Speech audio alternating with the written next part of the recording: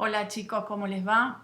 Bueno, esta es una clase expositiva de Durkheim para que comprendan un poco mejor estos temas.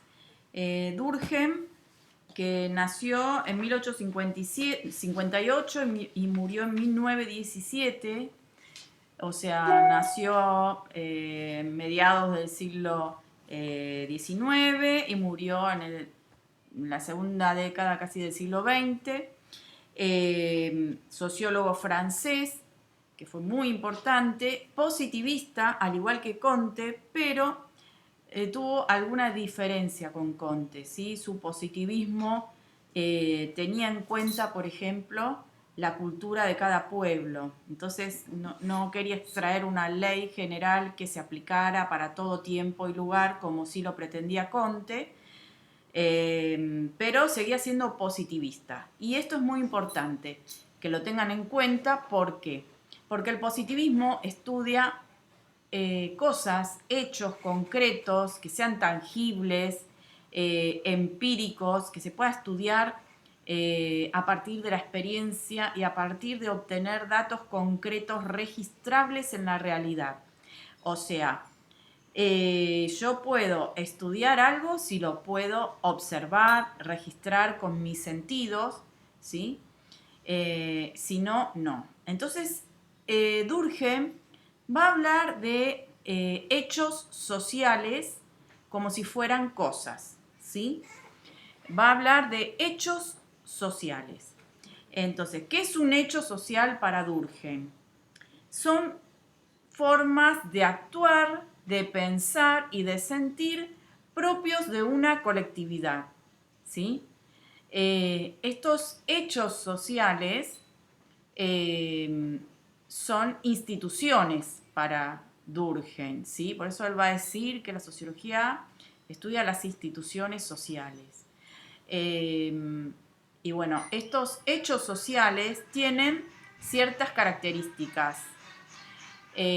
Una característica de los hechos sociales es que es externa a los individuos. O sea, estos hechos sociales no parten del individuo, dice Durkheim, sino que parten de la sociedad. Está, por ejemplo, la sociedad y los individuos. La sociedad hace que externamente, esto viene de la sociedad hacia el individuo, hace que el individuo acepte ciertas normas, ciertas costumbres, tradiciones, todo eso serían hechos sociales, ¿sí? Como algo normal. O sea, está institucionalizado ciertas costumbres, ciertas normas, y esos son hechos sociales. Por ejemplo, que en Argentina se tome mate, se coman empanadas, asado, son costumbres, ¿sí? Y esos son hechos sociales para Durkheim. Por ejemplo, un hecho social sería lo que piensa colectivamente una cultura. Eh, por ejemplo, que se valore el tango, el folclore como parte de la cultura argentina, también sería un hecho social. Otra característica del hecho social es que es coercitivo. ¿Esto qué quiere decir? Que estoy como obligado a aceptar esas formas de actuar, de pensar y de sentir que conforman el hecho social. ¿Cómo que estoy obligado? Sí, por ejemplo, si un gobierno dice, bueno, de ahora en más, como ha pasado, para viajar en tren, en subte, en colectivo, tenemos que usar una tarjeta, la SUBE, por ejemplo, nosotros tenemos que usar la SUBE. Bueno, si no tenés la SUBE no podés viajar. Y eso es un hecho social. Y es algo que te está mandando a que sea así, te está obligando. Si vos no tenés la SUBE no podés viajar. Por ejemplo, otra cosa, si yo acá en este video aparezco, no sé, haciéndome la loca, bailando, no sé qué, haciendo cosas que ustedes no esperan que una profesora haga en una clase, van a decir, esta profe está mal, se fumó algo, se piró mal, algo le está pasando, ¿no? Entonces, el hecho social es lo esperable también que suceda, comportamiento esperable dentro de un contexto social, ¿sí? ¿Por qué? Porque si no, no es que me van a llevar presa o van a decir algo, pero van a estar hablando de mí. Y eso es coercitivo también, me está obligando a actuar de determinada manera que se espera que actúe. Otro ejemplo les doy, de hecho social, ¿sí? Hace 100 años, casarse era lo esperable para una pareja de novios de un hombre y una mujer, ¿sí? Y si no se casaban, era mirado mal, estaban fuera de toda norma, ¿sí? Ahora, hay parejas de hombre y mujer que se juntan y no se casan hoy en día.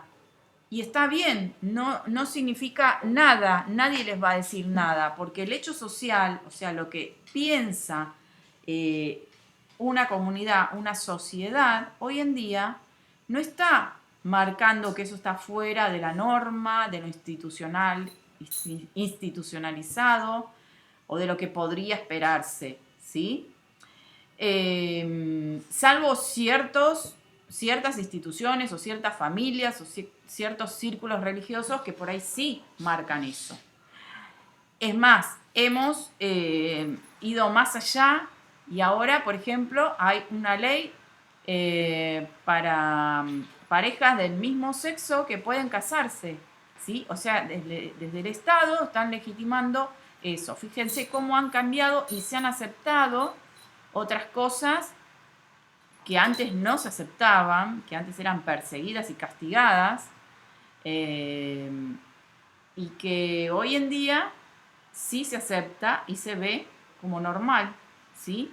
Entonces ha cambiado el hecho social porque la comunidad, la sociedad acepta eso. Y entonces el individuo actúa en consecuencia. Para Durkheim, la sociedad es anterior al individuo.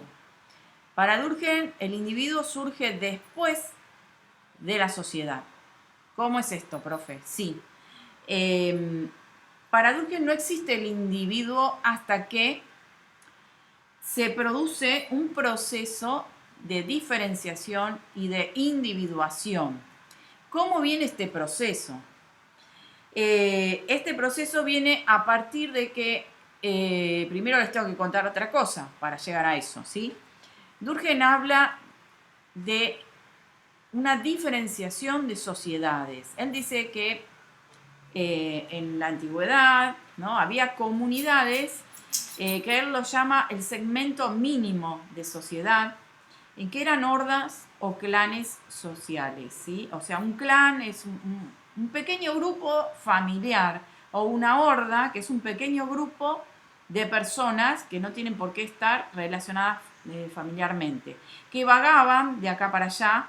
Como no había densidad poblacional, no se encontraban unas a otras estas hordas o clanes de personas, sino que circulaban. ¿Y qué pasaba con ese grupo de personas, con esa horda o clan? Tenían una conciencia colectiva. ¿Esto qué significa?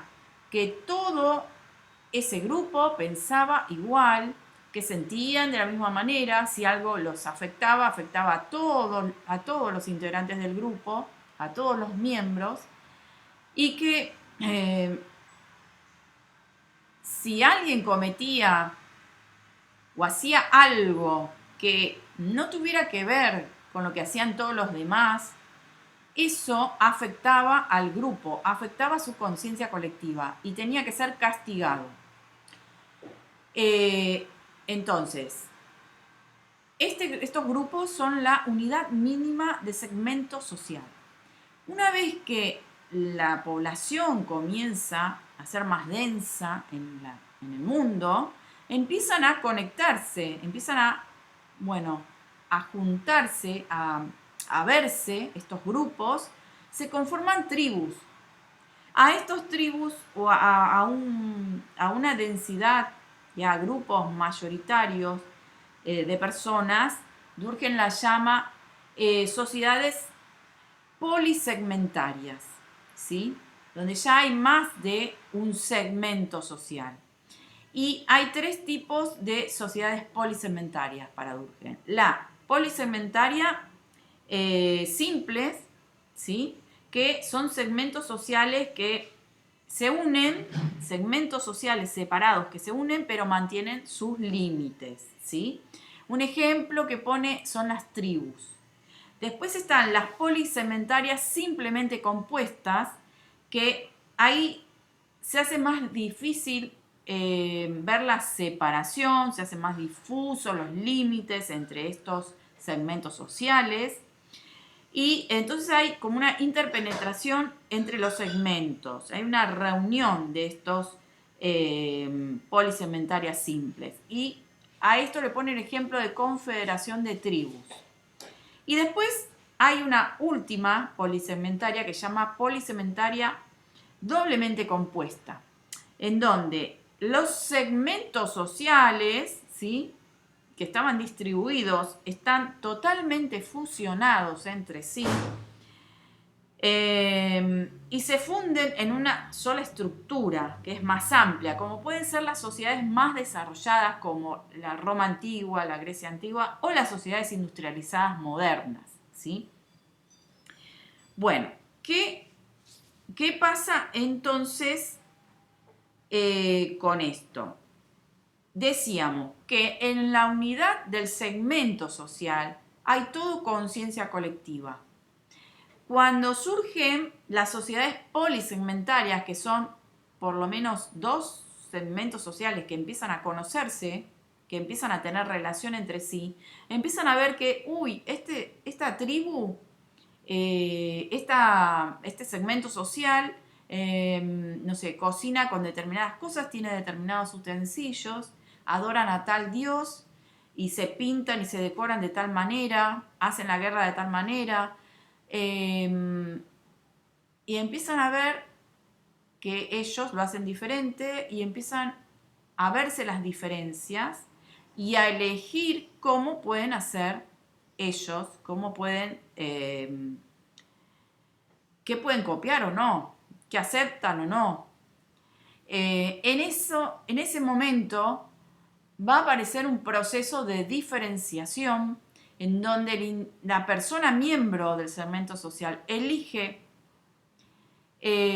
alguna característica del otro segmento social y entonces eso empieza a haber un proceso de individuación y ahí surge el individuo. En este surgimiento del individuo, ¿sí?, empieza a aparecer el individuo con su propia conciencia individual y sigue teniendo una gran conciencia colectiva. Esa conciencia colectiva que es propia del grupo sigue estando, pero aparece una conciencia individual que lo hace elegir, que lo hace querer diferenciarse. Y en los otros tipos de sociedad polisegmentaria, que son más complejas, va a crecer mucho más ese proceso de individuación. Sobre todo en las sociedades industrializadas. Y vemos que, como dice Durkheim también, cada vez es mayor el proceso de individuación que hay. Fíjense que en las sociedades actuales cada uno tiene más características y más cosas para diferenciarse del otro, ¿sí? Ser más individual y personal y decir, bueno, no, a mí me gusta esto, al otro le gusta aquello, yo prefiero hacer esto, al otro le gusta hacer lo otro, al otro hace, no sé, tal deporte, o le gusta tal arte, o le gusta seguir tal especialidad, tal carrera. Bueno, es más amplia la capacidad que tenemos en una sociedad desarrollada de diferenciarnos del otro.